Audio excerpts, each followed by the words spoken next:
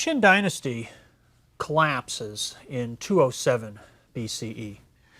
The first emperor, Qin Shi Huangdi, who had presided over the unification of China, the conclusion of the Warring States period, the defeat of the state of Chu, the last of its rivals, in 221, had lived until 210. After his death, his son took over as the second emperor, but proved unable to hold together the empire that his father had assembled.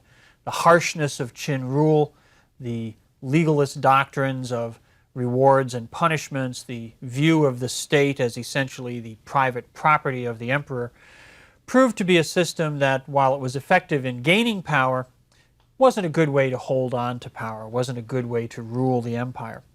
And so rebellions began to break out. People rose up against the harshness, the cruelty of the extractions of the Qin. And the second emperor was killed, the dynasty was overthrown. And then a period of about 5 years of conflict follows, where different contenders emerged, trying to create a new order, trying to establish a new dynasty.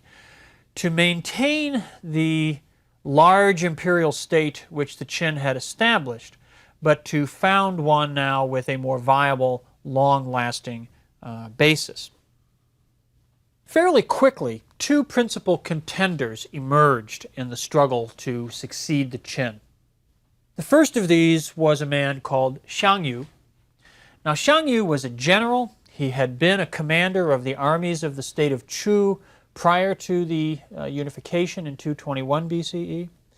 He was a very competent individual. If Las Vegas bookmakers had been around to bet on the outcome of a struggle to succeed the Qin, Xiang Yu probably would have been the favorite. His principal opponent was a man named Liu Bang, and very few people would have put their money on Liu Bang at the beginning of this process. Liu Bang was a relatively minor figure. He was not even a member of the official elite. He was not a shur. He was a jailer. His job under the Qin, he had a minor position in a local administration. His job was to escort groups of prisoners from the local jail to sort of the next highest level, the county jail perhaps. When things began to fall apart, just around the time that the Qin was collapsing, Liu Bang was embarked on one of his missions, and it involved an overnight journey. And in the night, while he was camped with some of his prisoners, when he got up in the morning, several of them had escaped. Well, he knew that this meant that he had failed to fulfill his duties, to perform his task, and that under the Qin system, he would be severely punished. So he took what at the point seemed to be a viable alternative route. He assembled his remaining prisoners, told them he would set them free if they would follow him, and this became the core of his army.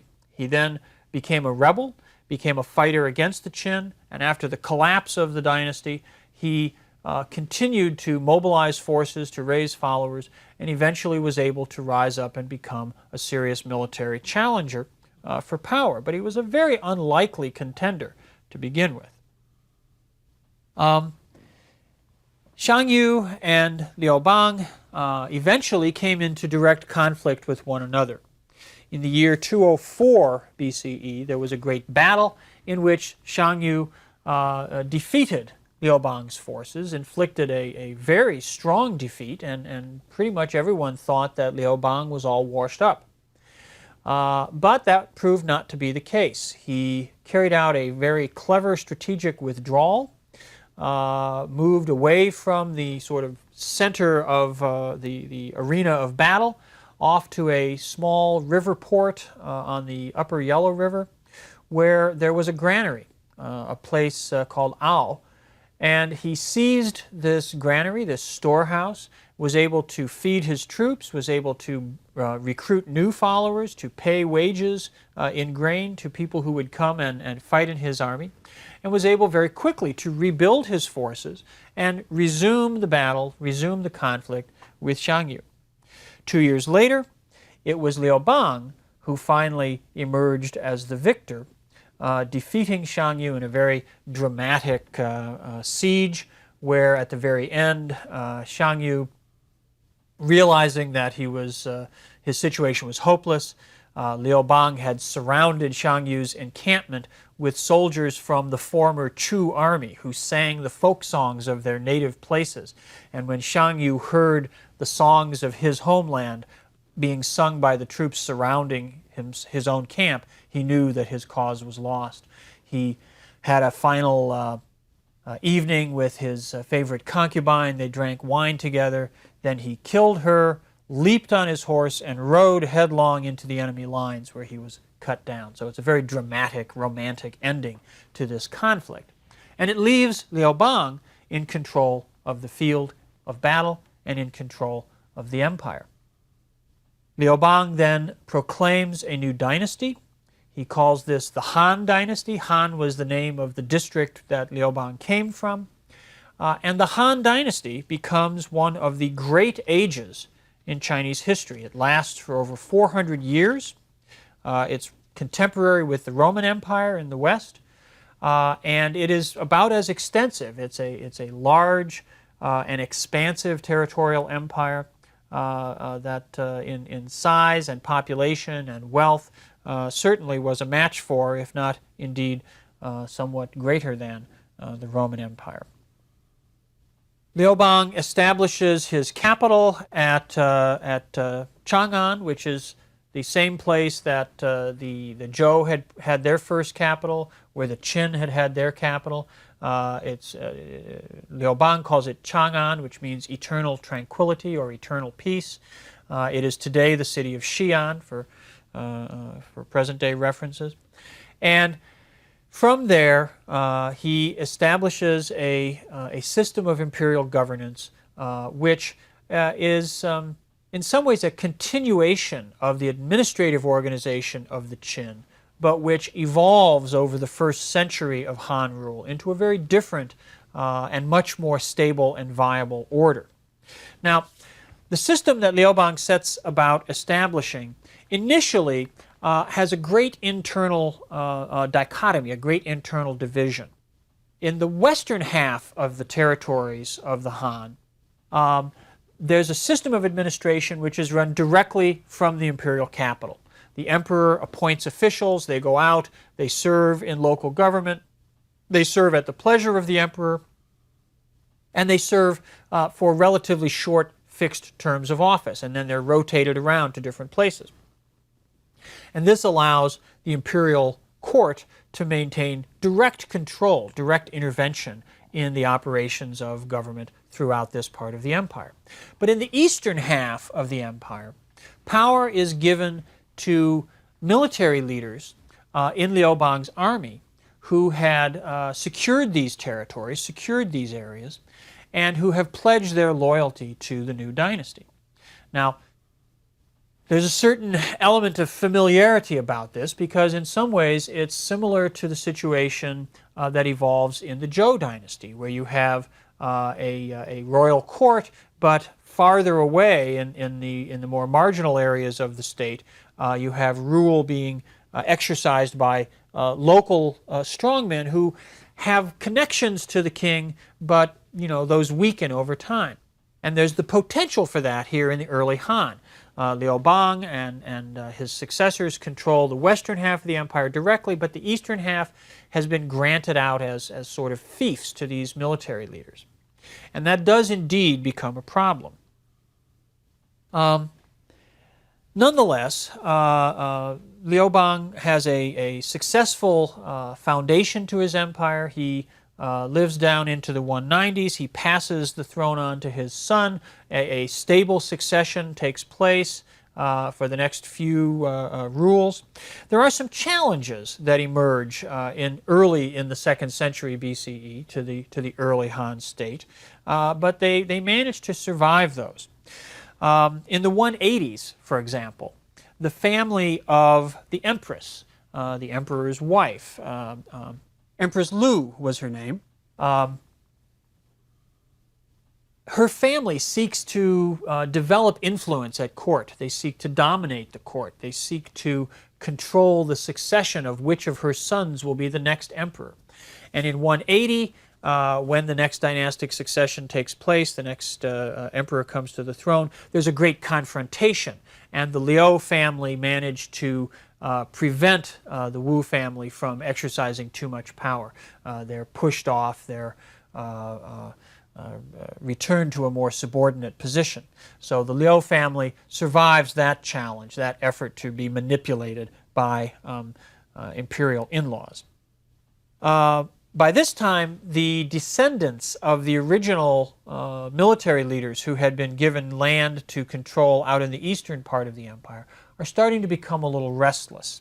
And there are a number of efforts by the emperors to maintain and extend their control over the East, which are resisted by the local strongmen out there.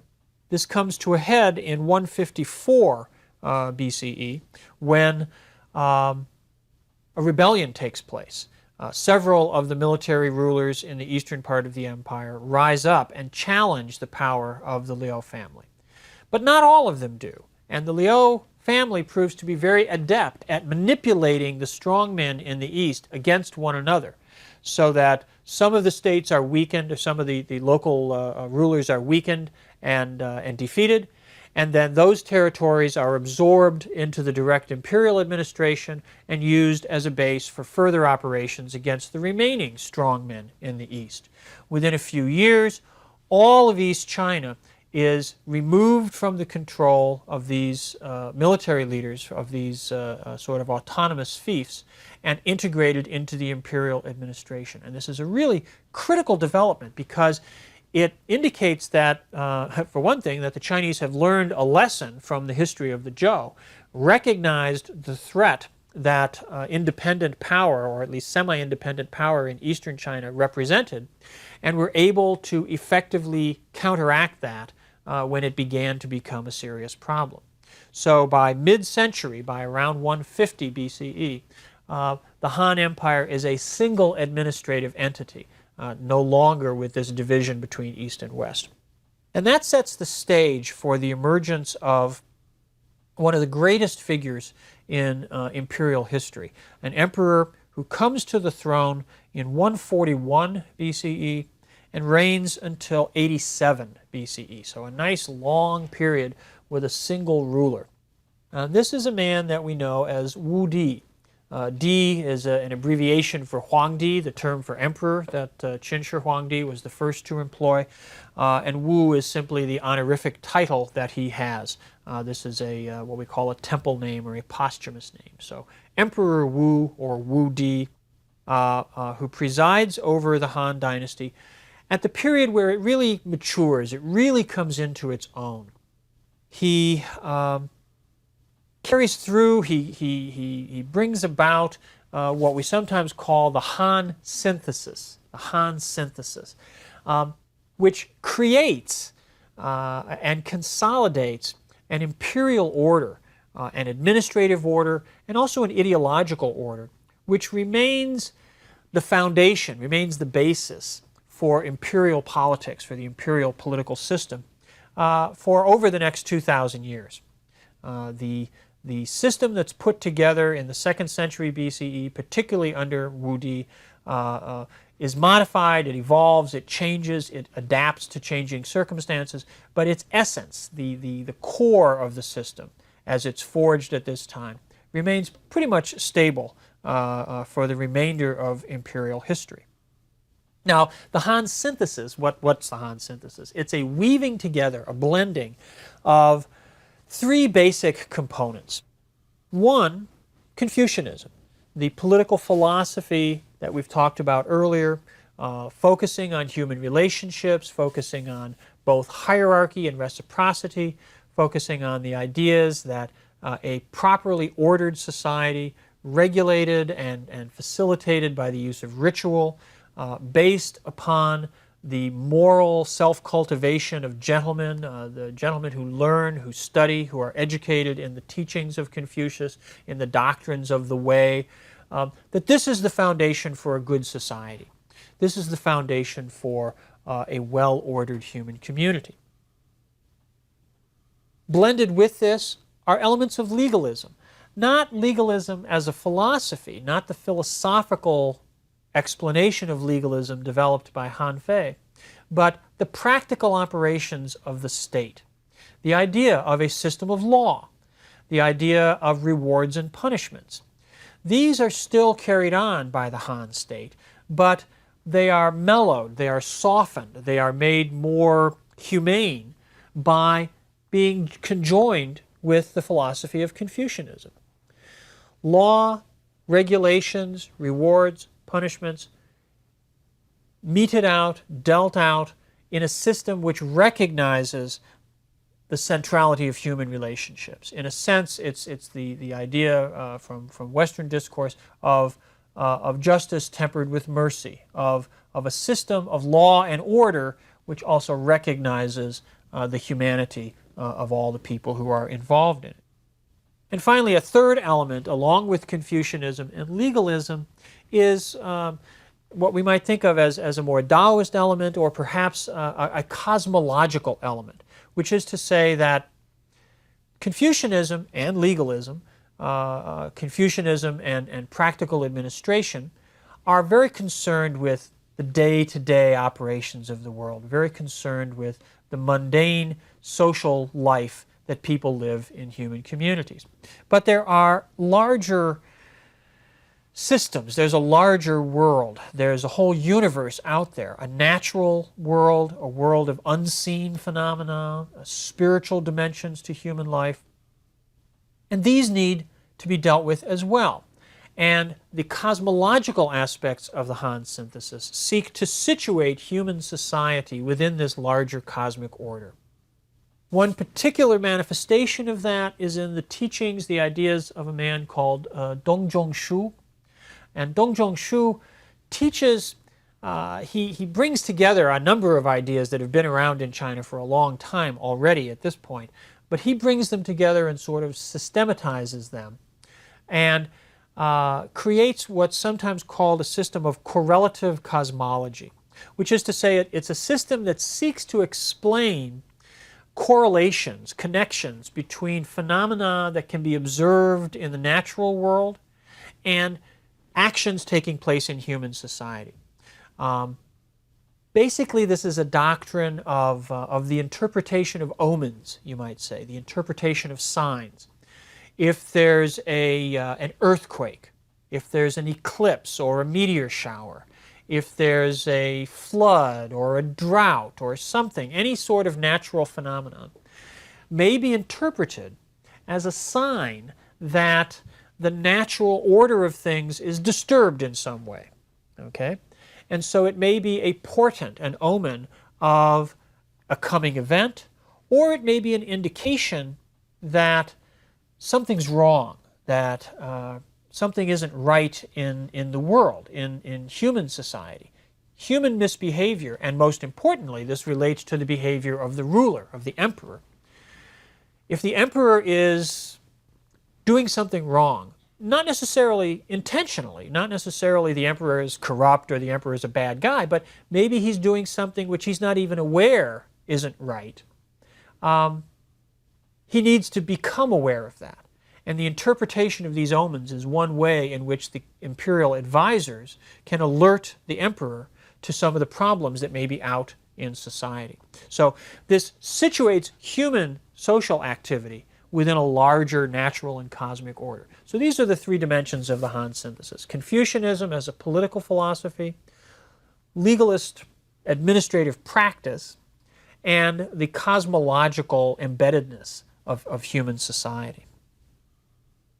Wu Di also, in addition to this sort of political cultural synthesis, presided over a number of administrative initiatives. He was a very proactive emperor. He had a vision of the state as an instrument for doing good. He had a vision of the state which was consistent with his understanding of Confucianism as a mechanism for pursuing the good in society and in life. On the one hand, this may have been just a convenient rationale for his desire to expand his power. The period of Wu Di's reign is a period of great military expansion. Chinese forces push into the northern part of Korea. They push in the south down into what's now Vietnam. They project Chinese power far out into Central Asia. Chinese force, Chinese political control is extended over territories far beyond what had been encompassed in previous states, even in the Qin when it was in its expansive phase. So Wu Di creates the largest empire for the Chinese up until this time. Within the empire itself, he also has a very new kind of governing style in that he wants the government, he wants the state to solve problems for people, to get out there and to be directly engaged in social and particularly economic life. And one way in which this is manifest is in the creation of government monopolies. Certain critical commodities, things that everybody needed, salt, iron for tools, alcohol, things that were produced not necessarily everywhere, not like grain, which could be grown just about everywhere, but commodities which were produced in certain places and then distributed through a marketing system. What Wu Di was against was the manipulation of the market by private interests to enrich themselves. In other words, he was against mercantile profiteering. And so he set up government monopolies where salt, iron, alcohol, a few other critical commodities were regulated by the state, where their production was controlled by the state, their distribution was controlled by the state, so that prices could be kept low enough that these things which were needed by everybody could be afforded by everybody. And in this way, a stable order, some of the conditions of peace and prosperity which were desirable under Confucian ideas could be maintained with the active participation of the state. So the state becomes an agency for fostering and creating the good life. He also began some practices that evolved quite extensively in later times, but have their origins under Wu Di, of recruiting, developing new mechanisms for recruiting educated gentlemen into government service. In particular, he began the practice of holding examinations, having tests at court, whereby individuals could come in and be given certain questions and write out their answers and demonstrate their scholarship, demonstrate their learning, their wisdom, their erudition. And if they were sufficiently qualified, if their answers, if their writing was considered to be sufficiently worthy, then they would be appointed to positions in government. Now, this initially is a pretty small-scale undertaking. It's not a major mechanism for recruiting people into government service. People came into the service of the government during this period largely on the basis of what we might call recommendation or reputation. If they were known to be competent individuals, or if someone who was already a part of the government said, you know, I know someone who would be a really good candidate for this task, then they would be brought in. It was still a relatively small circle of acquaintance at the top, at least, and people were recruited largely on the basis of pre-existing relationships. But the search for more objective, more neutral means of recruitment, of testing the talent and merit of individuals, begins under Wu Di, and it's part of his sense of a government which is morally of a high moral quality, morally pure, morally engaged, by seeking out the best and the brightest to serve the interests of the community. Well, Wu Di dies in 87 BCE, having presided over a long era of peace and expansion and prosperity, having crafted his government and established this posture of activism and intervention. After his death, his policies are reviewed, are debated. In 81 BCE, there is a great debate at court. It's come down to us, written records of it have come down to us as the debate on salt and iron. And the debate on salt and iron is one of the great political, rhetorical texts in Chinese history, because in it, two sets of officials argue over whether it's a good thing for the state to intervene in the economy. One side argues that yes, it's the job of the state to regulate private greed and to ensure that the interests of the ordinary people are protected and they're not subject to the exploitation of greedy merchants. The other side argues that the government shouldn't be doing this, that the government shouldn't be intervening in society, that the government should merely create a set of moral expectations. The government should itself be good, should itself act in a proper way. And by setting that example, people in private society, including merchants and others who were engaged in the buying and selling of goods, would themselves be inspired to behave properly. It's improper, indeed, for the government to enrich itself by involvement in economic activities. The government should content itself with taxation on grain and the land, and shouldn't get involved in other kinds of economic activity. And these debates were quite significant at the time and have been looked back on by later Chinese as sort of setting out the parameters of how interventionist, how activist government should be. In practice, what they decide is to abandon most of Wu Di's monopolies, most of the economic monopolies he established, and to allow the economy and society to sort of go their own way with a very, very minimal level of government intervention from the top.